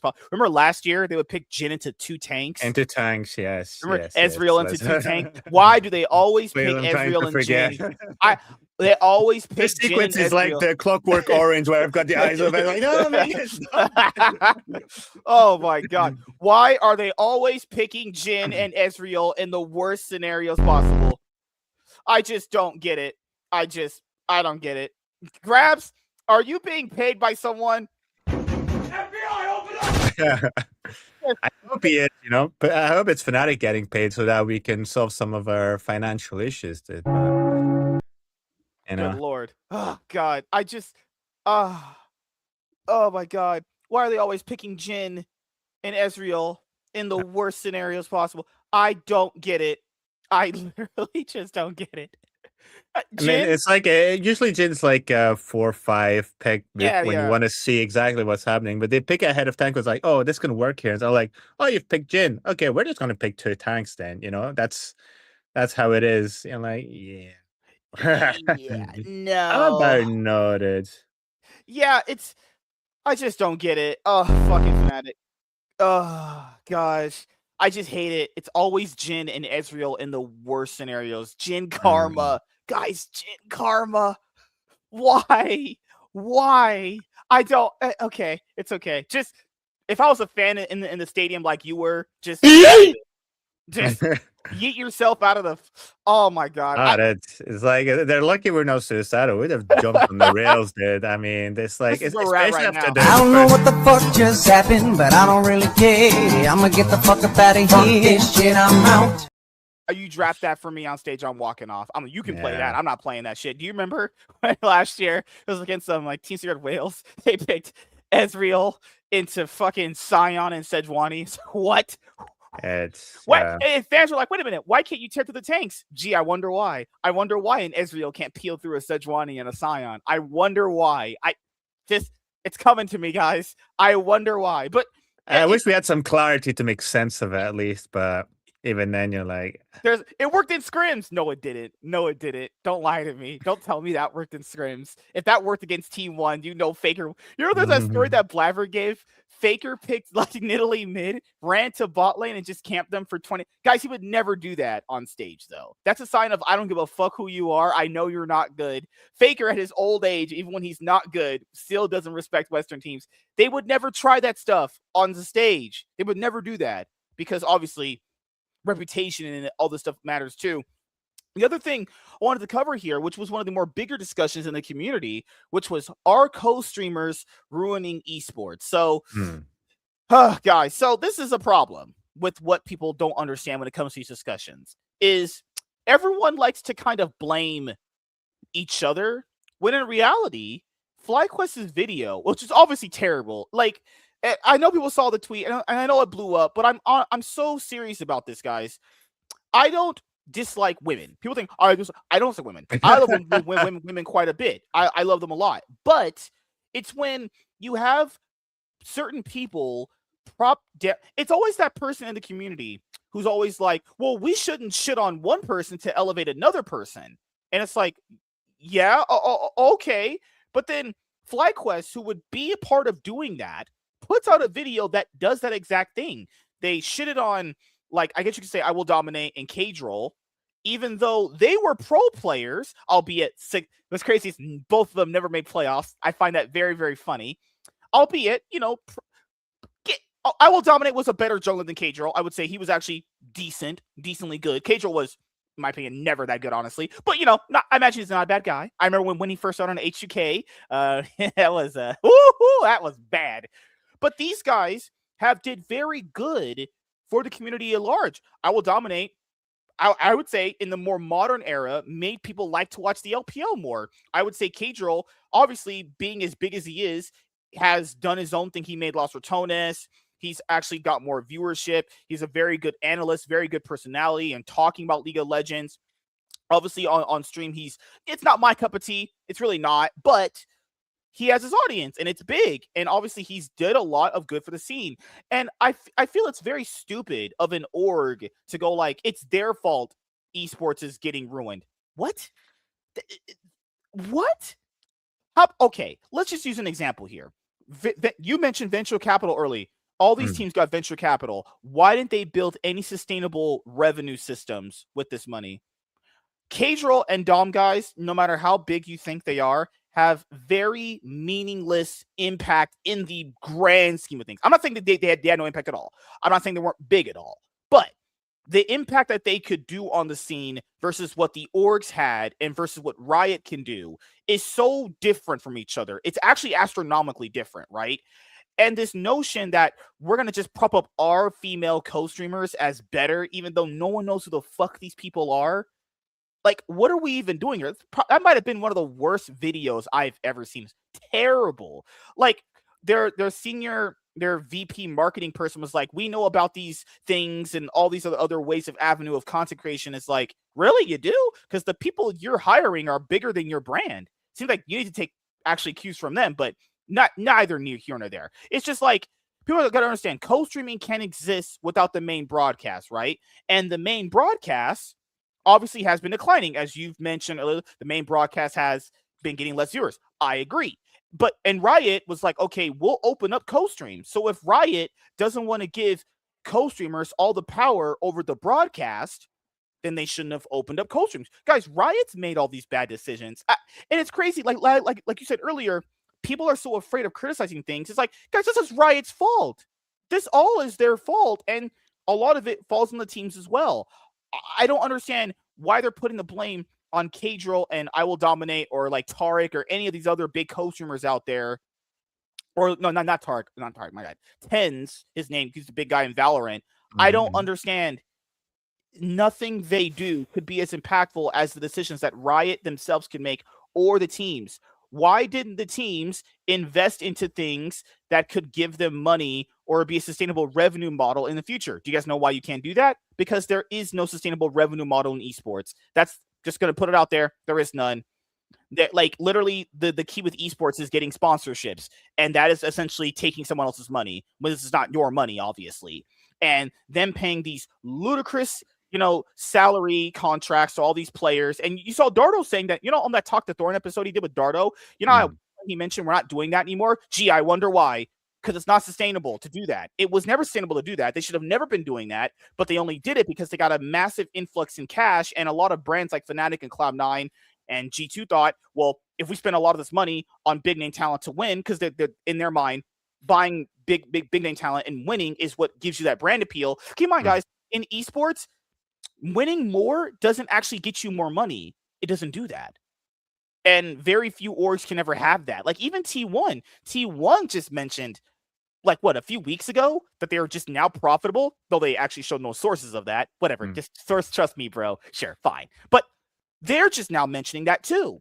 And it's like, there's been no successful brands. There's been no successful ways of monetizing esports. So even when Fnatic is now potentially going to be getting into gambling, they should have allowed gambling sponsors years ago. That is one of the only other sustainable ways to actually do it, albeit if you don't believe it's ethical or not, just want to put it from a business point of view, you need a sustainable way of making money. And there has just been none of that. People can say content creation esport has not been what it's been in a very long time. It just hasn't been. Like back in the day, you know this dude back in the day, like Fnatic would put out a random video, like 300,000 views, 800,000 views, because we didn't really have that much back then. And now with so much more now out there in terms of like competing esports and other brands and everything like that, people have to kind of look at themselves and go, why did we not capitalize on what we had? You had opportunities to do it. They just didn't. And then I think they realized that there's no way of monetizing fans because fans don't really spend that much money. Fans kind of think everything should be given to them for free, which is bad. So like one of the guys that worked for GX, I think he was talking to me, and he was like, well, he had mentioned it like he felt like esports was turning into traditional sports. That's the key though. It probably should. Do you know why it should turn into traditional sports? And the reason why I didn't mean to call that guy what I called him, but it's just this line of thinking that's ruined esports, dude. We can't have it be like traditional sports. Riot themselves try to make it like traditional sports. Riot themselves have done that. And keep in mind, Karmine Corp is what traditional sports fans are like. And I get it. They might be annoying. I get it. I understand it. But keep in mind, But they engage with the products and that's the thing. You need that, right? Like 49er, like I don't know if you're not in America, but but you've watched like NFL stuff, like like the common memes of like the Cowboys and the 49er fans. Yeah, they're annoying. No one likes those people. No one likes Raider fans or Cowboy fans or 49er fans, but they engage. They buy a lot of shit. They go to their games. They spend money. This thing that a lot of people don't want should be the thing. Keep in mind, guys, the NBA and the NFL engage in DraftKings, which is betting. Keep in mind, you can think it's unethical or not. That's not my position. My position is if we want these orgs to be sustainable, finally be sustainable, because I don't think they ever were sustainable. I think they were propped up by venture capital and a lot of other sponsors. You need those hardcore fans. Like in Brazil, guys, do you know why you guys love those fans in Brazil? They're crazy. They're lunatics. They love their teams, though. They love the scene. We need that. And that's never been a thing in esports where fans kind of love their teams like that, unless you're in a specific brand like Fnatic, G2, Team Liquid, Cloud9, unless you're like the big ones, right? You need that traditional sports feel. The people that will spend money on anything, right? Keep in mind how the LEC was like, we're not going to have fans on Monday. You saw that, right, dude? Well, why? No one's going to go. Keep in mind, no one's going to go watch SK versus Shitters. Sorry. It's not going to happen. And keep in mind, that's not Riot's fault. That specifically is not Riot's fault. That's the fault of the teams not building any brand value. Keep in mind, it's all based on the teams and the orgs and Riot themselves. Riot's making awful decisions for years and still have some of the teams. I just don't understand what blaming Cadril and I Will Dominate does. It does nothing. They keep in mind what I just said there. I mean, there's no disrespect to them.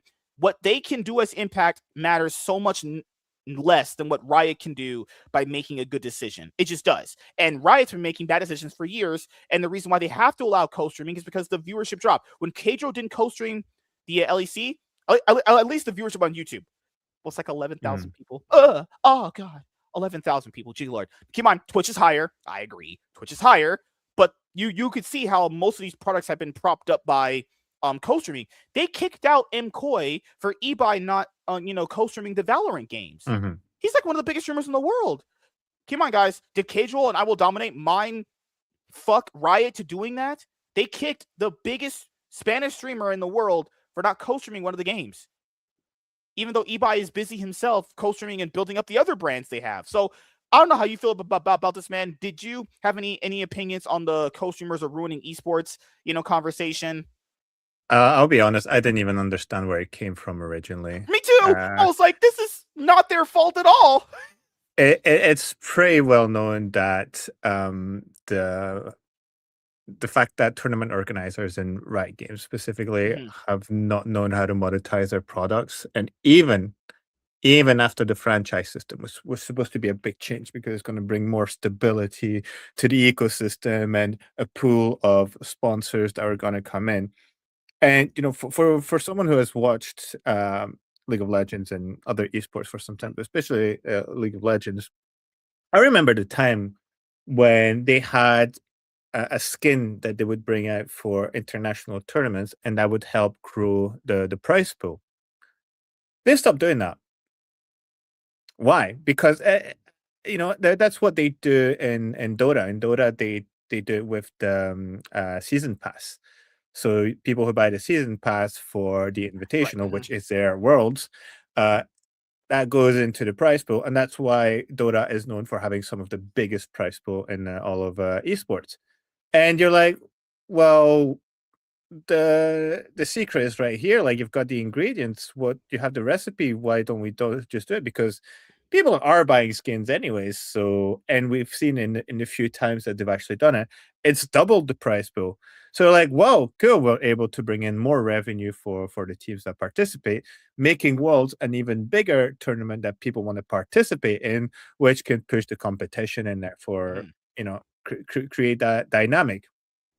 I don't know why they removed that. Then they tried doing stuff for like digital items for teams.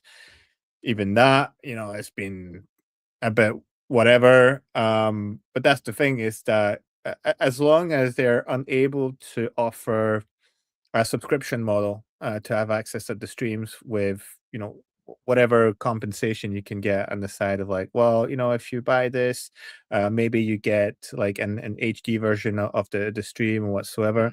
And they never believed in that. And for me, what that showcased when they never went with that plan is that they don't even believe in the quality of their content, even though they're trying to make videos and segments and things like this. And a bigger proof of that recently was the fact that, at least for LEC, they've removed Euphoria.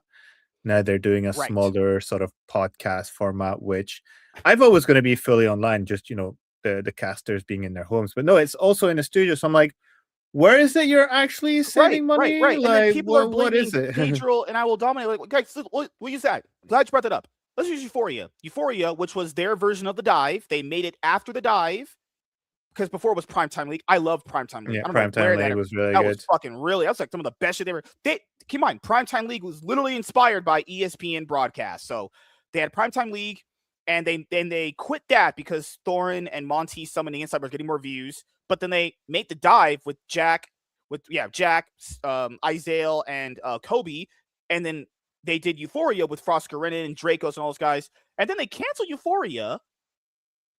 It was so weird. Okay, they're like, but you might do before the Euphoria got canceled. They was like, you know what, bi-weekly, and we're just gonna have players come on.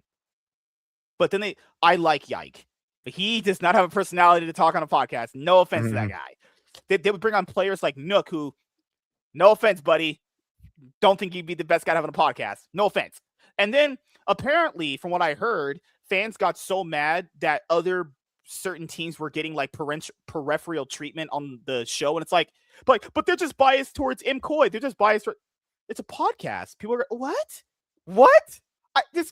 And then they canceled Euphoria, like you said, and then went, you know what? We're going to rebrand this as the LEC podcast. Yes, it's an LEC podcast. What's the name? No, it's called the LEC. What? And it's going to be in the studio. There never has been a Euphoria. And then the most dumbest person told me, dude, they were like, they don't want Euphoria to clash with the Euphoria. That's the TV show on HBO. Guys, they don't care about that. Guys, do you think that has any impact? Euphoria, the TV show on YouTube, has any impact on the Euphoria League of Legends? I'm pretty sure you could. Sydney Sweeney's massive tits, I'm pretty sure, will not have any impact on Euphoria from League of Legends. Just, I don't even know where that even came from. You people are insane. It's Riot's decision-making that ruins this stuff, guys. Riot themselves ruin it. Remember how they said teams can't have certain sponsors? Why? Wait. Why can I only have your approved sponsors? What? Keep in mind, if the orgs want to have gambling and alcohol sponsors, why can't they? Why not? There's no reason that they've given that states otherwise. Like, but it's unethical to our corporation. Oh, me the same corporation that's now taking money from the Saudi regime. Huh? We're talking about ethics, right? Riot. Oh, okay. Didn't your company have a lawsuit against harassing women? Even though you cut Whippo out of a video because you said he doesn't absolve your values. You don't absolve your own values. You had a lawsuit for harassing women. What is this thing where because I'm a part of your organization, that means we have to agree on everything? What the fuck does that? Guys, go to my work. You will know this, okay? I tell all the time, I can't say where I work because, internet people are crazy, like you said. Go to my work. Nobody agrees with each other on everything. What is this thing in business now where everyone has to agree with each other on everything? People keep calling people fascists and communists. That's what that line of thinking would get you. Everyone has to agree. Otherwise, we just can't have any. No. And that's the problem with Riot. Riot wants all the teams to model their values and views when they don't even model their own values and views. They're taking money, guys, from Saudi. They're taking money from the Saudi government to pay for their running the events, right? And keep in mind, people keep saying Karmine Corp fans send death threats. Okay, cool. Then why is Riot allowing them to run their own road shows then? So they don't pay for it. They let MCoy do it too. They don't absolve their own values. So this notion that they want all the teams to have the same sponsors they do when they don't even abide by their own rules is ridiculous, And they ruin their own content because, like you said earlier, the personalities have been bad. Like, no offense. Oh my God, I forgot that one guy from G2. I forgot what his name was. He said the personalities in the LEC. He said the players in the LEC have the personalities of a wet sock. They do. There I mean, no it is if you personality. compare, especially to what we had at the time. You know, the Man, back perks, in the the double day, list. do you remember the perks days and with H2K back in the day? Them shit, they were blocking. Man, that shit was amazing. You know, you Look at had the Forgiven. Like you had people who, you know, yeah, again, you didn't necessarily agree, but they were bringing that spice, and not everyone is like scared to say anything, or even it feels like they don't even have an identity to right. start with. Yeah, It's just yeah, you don't have. It's weird. I was saying it felt at the time that there was, even though the scene was rather young, there was yes, some maturity from it mhm, because of the players, because of, you know, they would have like trash talking sessions at the NALCS where, you know, you'd have Tubbo yeah, saying, yo, this guy's trash, and and you even like Dyrus, who's was like, he is the sweetest, like softest guy. Like he would say shit, you know, like he didn't, he would play the game, and now it's just like, you know, they've removed these. It's not even controversial content. Like, it was fun and it get people talking, and people would understand that's the proper, you know, banter. It's just trash talking. Now the banter has gone like way too far with its death threats and things like this. Like, we already had that trash talk, and people were like, "Oh, you know, you be him, I be him," and you know, you ping pong it back and forth. And it was absolutely right. fine. And at the Mhm. end of the day, you know, you're like, it's just a game, and People you just would became move way too on. sensitive. Like People that's what are happened. taking it personally, like especially with these LCK doesn't do that orgs. anymore. LCK doesn't do this They removed anymore. that, and they were massive Those trash talkers those as were well. Like, woo! Those were the fucking. funny. I remember one where this one guy said he was gonna come for this guy's neck. Like, what the fuck? Yeah, I Like, know, right? crazy shit. There was oh my god, there's another one I'm gonna bring up. The LEC pop quiz thing. A Yeah. really cool thing. It but it didn't get a lot of views to sustain itself. It did. It got a lot of views. They just stopped it. Why? Like, people were legit saying, "Oh yeah, I love this format and everything, and can you do more?" And it's just, Can I get more of I that? don't get No. it. Yeah, no, What? we don't But I do can that get here. more. No offense to Jack Spectra, I can't. It's hard hearing this guy when he's casting. This guy is. They swapped out casters too. We don't have Quick Shot anymore. Mm, Devicio's not there. Like no offense to some of these new people. They're not as how would I say this though? They're not as entertaining as some of the people I used to mm. have on the LEC broadcast. And you know, some of them are doing their best job, but like Hysterics, he was really good in the LPL. His casting in the LEC has been very just.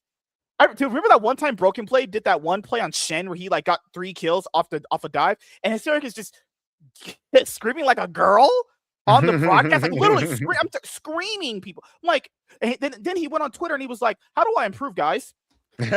Bro, please stop it, stop. Hysterics. Yeah, I don't want to be that guy." But like, he's like, "Well, how do I make more memorable plays memorable? Try not screaming like a 3-year-old girl into the mic when things happen. yeah. Just It's very start there." important to keep your composure in those moments, and that's why, you know, I feel like one of the few that keep that sort of, I would call it like old school feeling of casting Mhm. is guys like Various and Medic, because they started Yes. with the guys Mhm. like they were working with guys like Quickshot. I'm pretty sure they were their mentor even to begin with.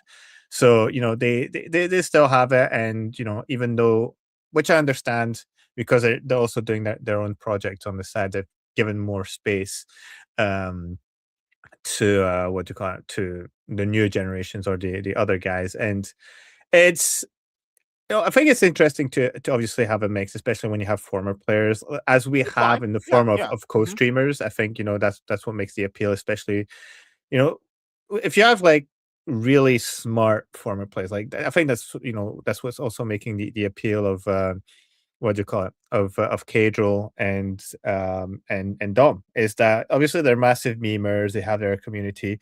When you listen to them when they're talking about the draft and they're fucking predicting the draft, you're like, yeah, okay, these guys know what the fuck they're talking about, you know. So that's what's interesting. Or when they can offer like draft alternatives and things like this, you're like, yeah, okay, that's cool, that's what I'm looking for, you know. Beyond the entertainment, I'm actually looking to improve my knowledge, because everyone wants to sound like they know what they're talking about. And it's like, yeah, I feel like instead of doing their own thing, they're trying too much to emulate what people were doing before. And it's like, no, Yeah. people who were there initially, because they weren't really like casters you could really identify, they came in with their own style.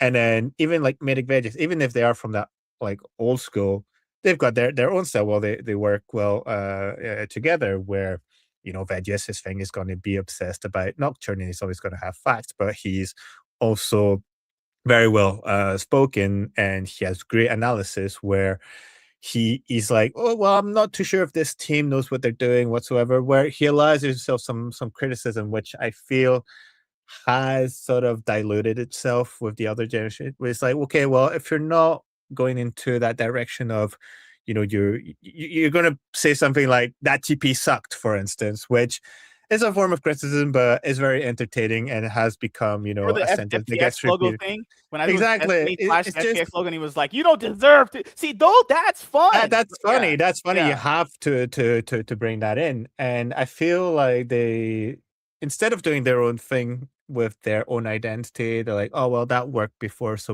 we're gonna do that, and that's why you get stuff like, how do I improve? But it's like, how do you improve? How can you improve when you're not doing your own thing? When you're like, well, I have to sort of um, uh, honor my peers and the people who were before me. It's like, no, these guys became who they were because they did their own thing. Now it's your turn to do your own thing. You've been given that opportunity when very few people get that opportunity to cast for the LEC. True. Like Yes. there was one person who cast for the NLC, which I thought was absolutely amazing, and now she's not getting those opportunities anymore. Now she's a co-streamer for Vitality, and people are Troubling. like, Yeah. Troubling, Troubling. yes, thank you. Yeah. And like she's legit one of my favorites, because when she was in the LAC, she was really funny. She had her own style, especially with her accent. It's like, oh, this is Troubling. That's how she is. She's very funny. She will banter as well. She's got that passion in her, and she's just an absolute joy to hear. And you're like, why is she not in the LEC anymore? And don't tell me it's because of her accent, because when Deficio came into the scene, he had a fucking accent as well. And people are like, oh, this guy needs to learn speak English. And then like, oh, Deficio, you have to come back. That's the evolution. Is like, yeah, she has a strong accent, but you're in the European league. If you're not from the UK, you're gonna have a fucking accent. I mean, even Lore has been in the scene for God knows how many years now. She still has a strong French accent. Everyone loves Lore's interview because she's greatly improved on that front. So it evolves, and even though like her accent has stayed the same, where it's like, well, she's French, like there's no mistake about it. It was the same thing for Troubling, and that's the thing. You're removing these people who've managed to create an identity, who have managed to create really a fan base as well. Like the fact that she's co-streaming for Vitality isn't coming from nowhere. It's because they know they're going to get value from that, and they're looking for those people. Even though like she's from the NLC and Vitality was in the LFL, so technically when she was casting for the NLC, technically Vitality is a rival. If we're looking at the different leagues. Nymera. Yeah, Nymera as well. It's like there's a bunch of them where remember they the Reckless with my heart video. I remember there's so many. That's the thing, is the space to express themselves has completely disappeared. Because they've also cut back. They've also cut back on. Yeah, that's the thing. They're removing it, and people are going like they're how do you call it? They're freelancing as well. And you're like, yeah, obviously you have Shots, probably one of the greatest hosts in the history of esports. Yeah. She's doing whatever the fuck she wants. If she wants to be on League of Legends, she can be. If she wants to be on CS, she can be. I know she's also done like other games as well, and that's great. And if I was right, I'd be like, fuck, how have I not getting the exclusivity on Shocks when she's developed like she forged the European scene? Like if you think about EULCS, LEC, who else other than Shocks, when I'm talking about people who are still there, can you talk about? And she's really unique, and that's why everyone wants her, because she works really hard. She can adapt from one scene to another. Like when she got into CS and she started hosting, it was absolutely seamless. Like, is that really the first time you're hosting, Counter-Strike? Yeah. It feels like you've done that all the time. Well, she just knows where the field in which she can express herself, and other areas where she's not going to go because maybe she's not at that level yet. She hasn't watched enough games. She doesn't know everything about the culture of the game or the identity of the game. But it's fine because in what she has to do, she fucking rocks, and she's one of the best in the game. And that's how the scene has evolved. Is that now? When you had those people who were exclusive to the scene, the quick shots, the fish shows, the shot, you could identify yourself to those people. Like, oh yeah, those are our guys. And when they go to cast like international tournaments, those are people who are going to represent the European brand. Now it's like a mixed match of different people who are not getting their identity through, who are trying too much to copy what was done before instead of being themselves. And now it's before you would watch, obviously you tune in to see your team, but you also tune in for the casters because you know you're going to have a good game. And that's why people were watching more than just their team. They watched the other games because they knew that they were going to be bangers. They're like, oh, dude, we're getting quick shot at the facial. Man, I don't even watch like HTK or Origin, but fuck it. I'll watch it because but even I'll teams like listen to that them. had like those one players where they had their big personalities, and that makes you want to watch, right? Now you look at some of these teams like, okay, guys, well, people like, let's say Mickey X is the player that everyone likes to watch on SK. I like Mickey too, but he's the player where his personality is just one of you doesn't I don't know. His personality doesn't invest you into watching more SK games. He doesn't have that kind of aura. You know, kids call like these aura these days. Like, there's no aura with some of these players, though. Like, also, if you're a team like SK or you say Shitters or any of these other teams, like, nothing about them screams like, I want to watch these guys. But back then you did, because they had that one player with trash talk who had a big rivalry with someone else that made you want to watch. There's kind of nothing there. It's like, okay, well, Mickey and Wonder used to be on G2. Now they kind of want to be in the LEC and do their own thing. Okay. There's no spice there. I get that. Okay. Like Shifters. Okay. What do they got? Well, Nook crashes out on Twitter every once in a while. Okay. What else? They kicked Chio to Heretics, wasted 200k on Bukata, now going to kick Bukata and bring Chio back. Okay. I'm still failing to understand what's the appeal. Like what I'm trying to bring up is, what is the appeal of some of these brands? Because like back in the day, SK's appeal was they had Ocelot. That was their appeal, because he was a personality that people loved and hated. And I know, and he had history with the scene as well. You know, that's the thing. Like, he managed to build that brand, and especially at the time when it was SK versus Fnatic, it was Ocelot versus XPK. Mm-hmm. And even, you know, if we go back to the example of Fnatic had those big identities, and I feel like they relied too much because their identity wasn't really the organization itself. It was the players who were part of that organization.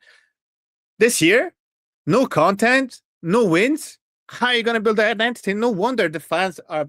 I saw something on the Reddit. It was like the contrary of love isn't hate. It's lack of care, basically. It's just not apathy. Caring anymore. No, yeah, it's just like people don't care anymore. They're like, it's not even that they hate Fnatic. It's like, I don't even want to tune into Fnatic anymore. That's the play. That's the thing. It's not like, well, you know, I'm gonna watch it because I still hope something, but if they don't win, they're gonna hear about me. They're like, just fucking die. They just go next year. Or you have those people you know, that are still kind of here just watching, because this is kind of all they've known for like the last decade. And I feel like a lot of people in the scene are maybe growing up the way I did. You did this you watched it when you were younger. You still watch it, but it doesn't, like, how would I say this though? Like, it's like the saying, like you bring up there, honeymoon phase. When the honeymoon phase is over, after you've had your wife for a few days, it's gonna sound bad. It's not, I promise you guys. But like, that novelty wears off, and I feel like the novelty of this stuff is kind of worn off, and you're kind of just left with the fans that are just going to be diehards for the rest of their life at this point. And a lot of those guys have grown up, though. A lot of people have kids now. A lot of people have different lives than they did when they were younger, like yourself, myself, and other people as well. And I feel like the content they've been making is kind of geared towards when people were still younger. Keep in mind, though, you can still make that content, but they just stopped doing it. If that's what got people to watch, like us, why don't you still do it then? Well, it's offensive now. This is an entertainment product, though. Like, the problem with esports that I've had with a lot of them is they think it's not an entertainment product, though. It isn't. It should be treated as an entertainment product, though, with the actual sport being considered second though, because no offense, people, controversy gets viewership. Controversy brings that stuff though, and you look at what's been going on with the scene, it just feels kind of stale, feels kind of dry. And that's what's kind of had people leaving, happened with the LCS when TSM left the LCS. Well, I love Cloud9, I do, but getting viewership has never been their biggest thing. Neither has Team Liquid. Jose Diodo, he's like the biggest player in the LCS based off his Spanish fan base. See, also another thing, Ort's got to realize players are driving the viewership too. So when you don't have certain players on certain orgs just streaming, I guarantee you, if Cloud9 or Fnatic brought in Brazilian players, just if they ever did, you know how big the viewership would be for some people? Yeah. Massive. For sure. And that's kind of how the cookie crumbles with some of this stuff. But with FlyQuest implying that Dominate and Casual ruined esports by co-streaming, no, just what?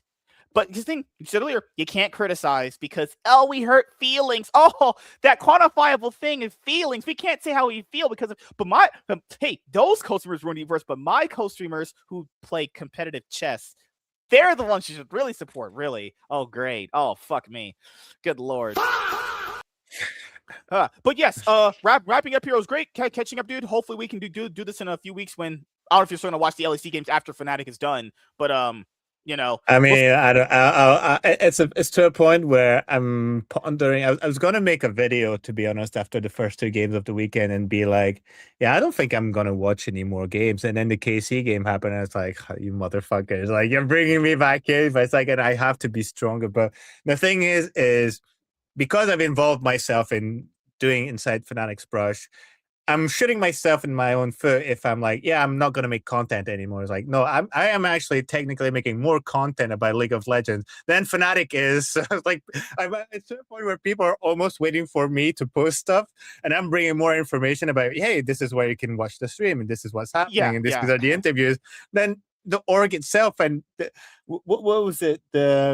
Was it the Shifter games or something like this? I posted something like the first line was, fuck me, they actually won this game. And then I see in my notifications, Fnatic won. That's like, yeah, even the community managers are fucking done in Fnatic. 6 minutes ago, you had posted no better than an LFL team. Deserve GG Solari. Hope you go. I mean, it's like, what sometimes can you say? That's what I've evolved into. If some of my teams that I root for are losing, you know what? I just hate watch. I just want you to until you get. I'll still be here, but I want you to keep losing until you improve, though. Because that's the thing. Is like, I will travel to fucking god middle of France, where it's fun. Like, I'll give you another anecdote. The first day, because I had friends come from the UK, which are good friends. We go to esports events together. And I was like, showing them Paris, like, look, we have all this underground system and everything. It's so good. And we go to take the train. And they're like, there's a problem on this train. And there's always a problem on this line. But of course, it had to happen when we were about to head to the games and we had to take an Uber, which was super expensive because it was like over an hour travel and outside of Paris. So therefore, it's very hard to get someone who's like, yeah, I'm going to travel outside of the capital in the god middle of nowhere.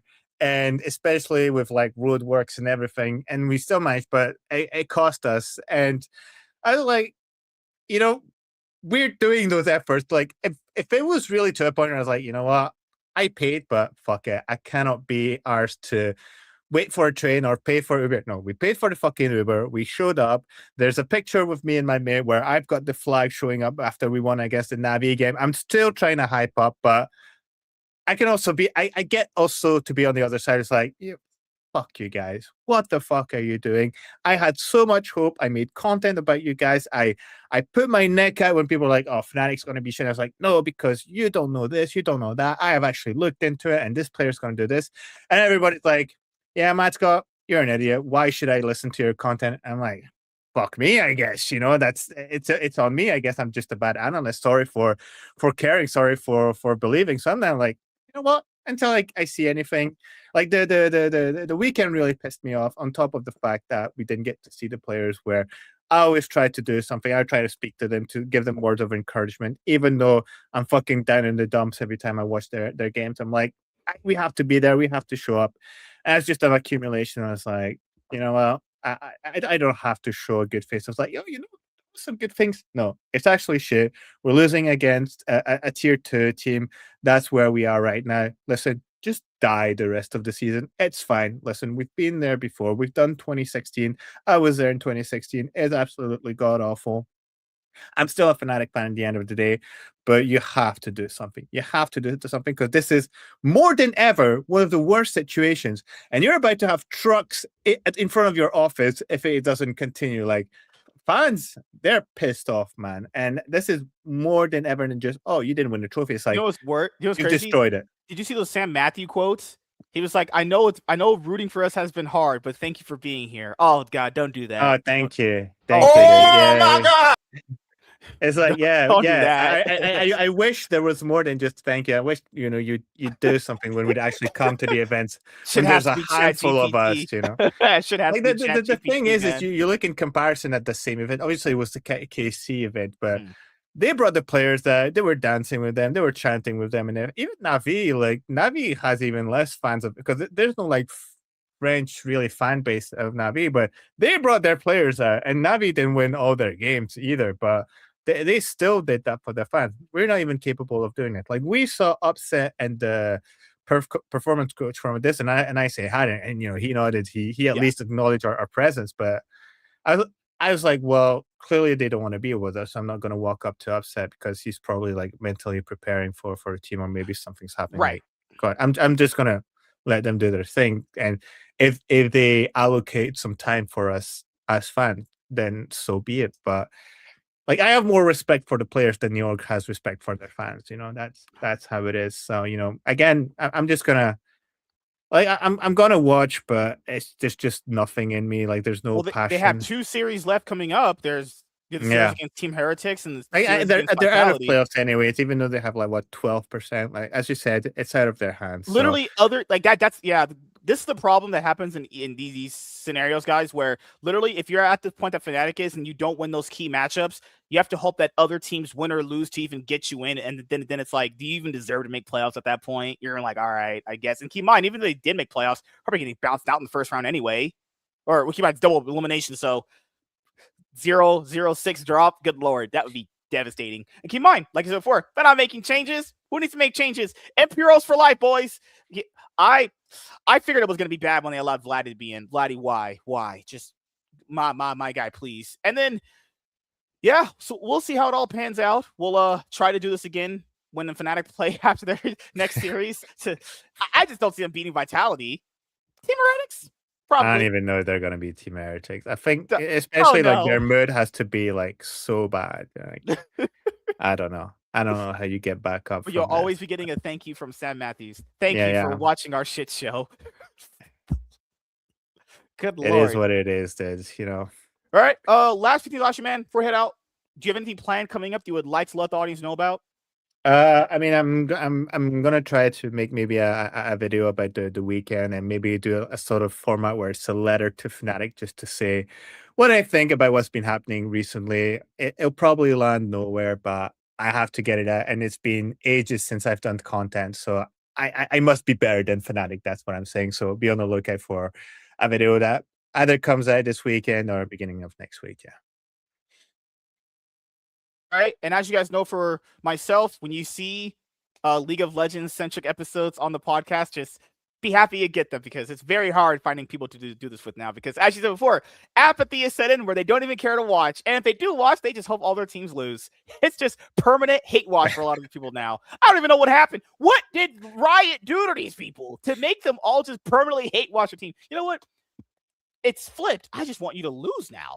Yeah. I want Cloud9 to so kick. I don't hear people say, I want people to kick Blabber, please. He is not good anymore. I'm going to keep hating on them I'm going to keep hate watching until they do it.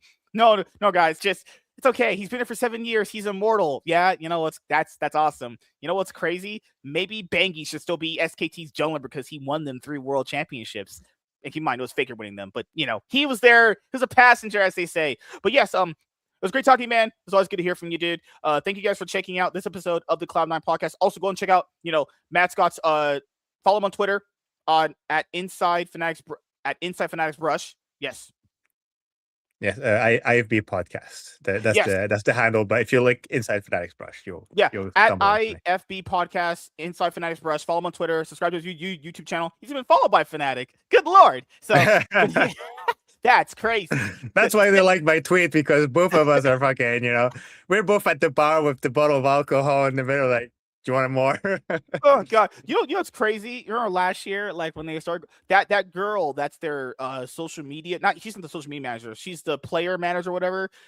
It was so weird when fans were like, what does she do in videos? Guys, she is the last person she is the least on the total. No offense to her.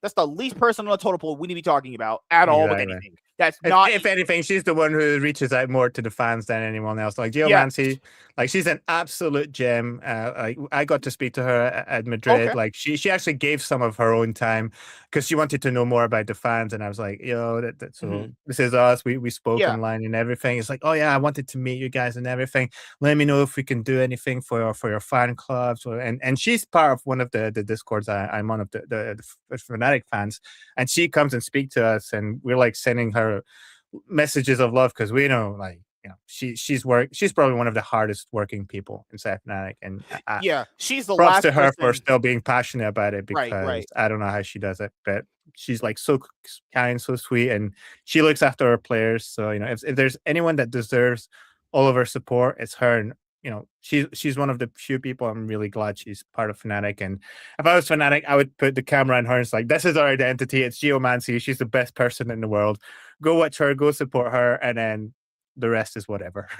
Like she's the last person I would be interested 100%. in getting rid of 100%. out of the org. Like, guys, if she wants to get, like, she's one of the rare people that is actually quality. It's like, if you get rid of her, like, just fucking burn everything, dude. Like, that's why I keep saying to people, if the core structure of something isn't good, like the foundation isn't good, then it all just seems to it would all at one point come crumbling down. So thank you guys for checking out this episode of the Cloud9 Podcast.